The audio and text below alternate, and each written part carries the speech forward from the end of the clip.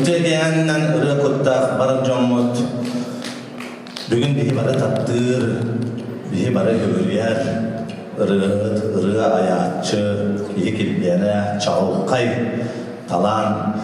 Ayı ol Aleksandr Samsonov, ayır kiyetetten dolgutulaq, kiyetetten diyaka köme kiyetetten, onna tügenden tuğunamut bihigi, ağadalıyıq tustaqı dışı bir kömüş tügen ümmetinen, nurul güyhe, kömün güyhe, barı kelbet bar jonga maqtanan duramut, onna marfa negeyken nağa ıdıslığı belektiyen kayın.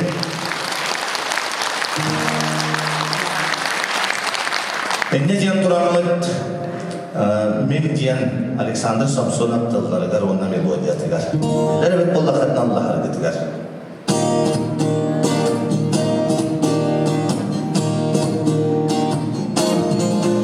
Men çungu hospa olorum, men sağda olbada, meni ribe gitaramba, araksız ba, aregi men sana kaydan bagarayna, bir ayan ılibin, men duhan tuğu kepsine, çono gıddan kepsedeni.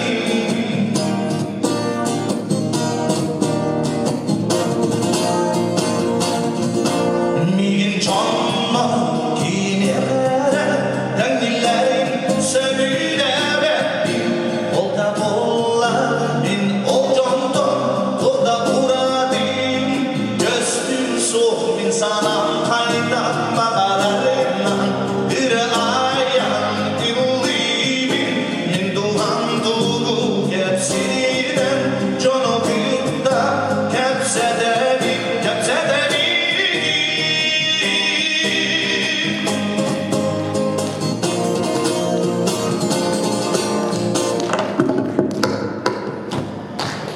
Men çungu hospa olorum, men sağda olmadan, meni ribe gitaram var, araksız batar dilim, men sana kaydan bagarayna, bir ayan ılibin, men duhan tuğu kepsine, çono gıdda kepsedeni, men sana kaydan bagarayna, bir ayan ılibin, men duhan tuğu kepsine, çono gıdda kepsedeni, kepsedeni.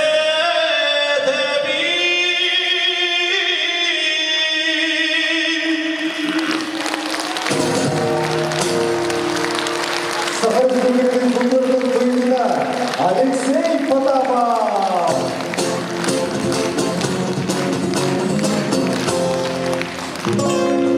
Ağlı sizce Alexey Gazetörü adı Dofanlı'ya oradaki diye faz bilgi günde açık okullara kundurduğu mahtab kurduğu kurtarı koydu. Olan adı Dofanlı'ya.